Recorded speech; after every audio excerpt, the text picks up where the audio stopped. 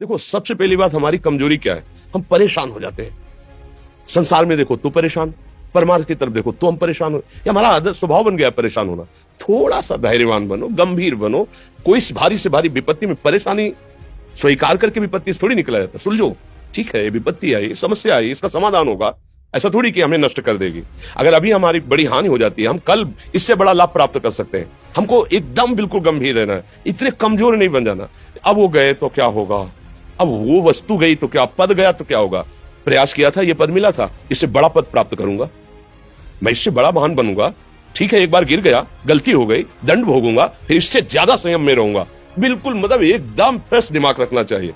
और अपने लोग क्या है, जरा सी बात में एकदम पचड़ा कर लेते हैं, एकदम कमजोर हो जाते हैं। ये बिल्कुल ठीक नहीं है। हम जीवन भर की यात्रा की बात कह रहे हैं, भारी से भारी कष्ट में भी मुस्कुराना, तो हमें बल मिला है, हमें भगवान की कृपा का दर्शन हुआ है, हमें उनका दुलार दिखाई दिया है। अगर ऐसे तो भाग जाते, फिर परमार्थ में थोड़ी चलना होता है। आज जो आप सुन करके लाभ लेने की चेष्टा कर रहे हो ना, ये केवल प्रवचन नहीं है, ये जीवन है। अगर ये जिए ना होते ना, तो ये इसका प्रभाव नहीं पड़ता, फिर वाणी का प्रभाव नहीं पड़ता। हम इसीलिए कहते हैं, जैसे आप लोग एकदम परेशान हो जाते हैं जब बोलो, क्या हमसे ज्यादा परेशानी होगी? दोनों किडनी खराब, दवाई लाने के लिए पैसे नहीं, पानी रखा है, हम उठ के पी नहीं सकते, भीषण शरीर में कष्ट, भीषण बुखार, क्योंकि किडनी फेल, जरा में बुखार, खाने को क्या, रोटी मांग के लाओ। अगर वहां सब्जी मिलती है तो लाल मिर्च ऐसी पड़ के मिलती थी कि पा नहीं सकते थे। आप सोचो, पानी लाना है तो मुझे लाना है, पीना है तो मुझे पीना है।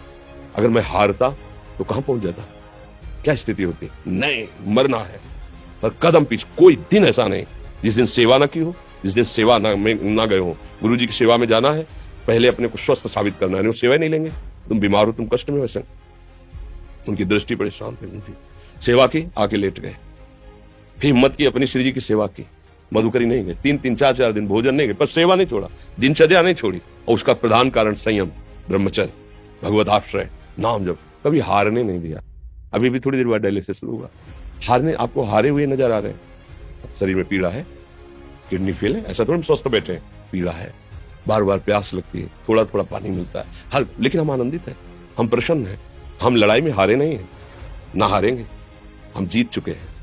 हम अपने मालिक के भरोसे में अपना सब बात, तो वो, ये हम अपनी बड़ाई नहीं बता रहे, हम आपको बता रहे समस्या।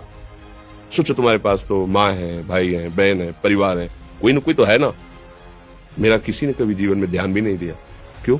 बचपन से बाबा जी बन गए, किसी से प्यार नहीं, किसी से संबंध नहीं, कोई जानकारी नहीं, हम कहाँ हैं, वो कहाँ है, किसी से कोई मतलब नहीं।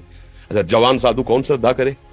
कभी गांव जाने की हिम्मत नहीं पड़ती कि रोटी मांग ले, पता नहीं लोग क्या सोचेंगे, क्या भावना कर ले। हम दरवाजे पे खड़े हैं, क्या कैसी भाव, तो जो हमारे सामने आकाश वृत्ति से आया यौवन अवस्था में, वही पाया है, अन्यथा भूखे रह गए। जब हम हर समय अपने को विवेक के द्वारा सावधान रखे, तो हम कभी निराश नहीं हुए, कभी उदास नहीं हुए, कभी ऐसा नहीं लगा कि यार हम दुखी, कभी नहीं लगा। उसी का फल है कि उस सुख का संकेत मिल गया जहां दुख की निशानी भी नहीं है। वही उसी के बच्चे हो, हम सब उसी धातु से बने हुए हैं। हम इतना क्यों परेशान हो जाते हैं? हम ये देखते हैं अपने लोग, थोड़ी बात बिगड़ गई परेशान, नहीं बिगड़ी तो बिगड़ जाने की संभावना में परेशान है। आज सुख है, लेकिन कल सुख छिन जाएगा, तो हम आज के सुख में सुखी ना होकर कल के दुख की आने की संभावना में भयभीत हो। तब क्या हमारी सोच रह गई? हमको इतना बलवान बनना है कि सुख और दुख दोनों हमको छू न सके। भारी से भारी सुख की व्यवस्था है तो अहंकार नहीं, हर्षित होकर किसी का अपमान न करे कि हम धनी, हम पदाधिकारी, अमुक।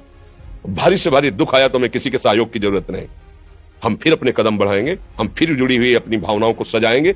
मस्त जीवन, एकदम तुम अविनाशी के बच्चे हो। शेर का बच्चा भेड़ों के बीच में फंसकर म्यों म्यों बोल रहा है, बस अगर दहाड़ना सीख जाए तो कोई भी उसे परास्त नहीं कर सकता। ऐसे भगवद अंश, तू प्रपंच में फंसकर अपने को इतना दीन क्यों देख रहा है? तू ऐसा है कि भगवान के दिव्यास्त्र में भी ताकत नहीं तेरे को मार सके।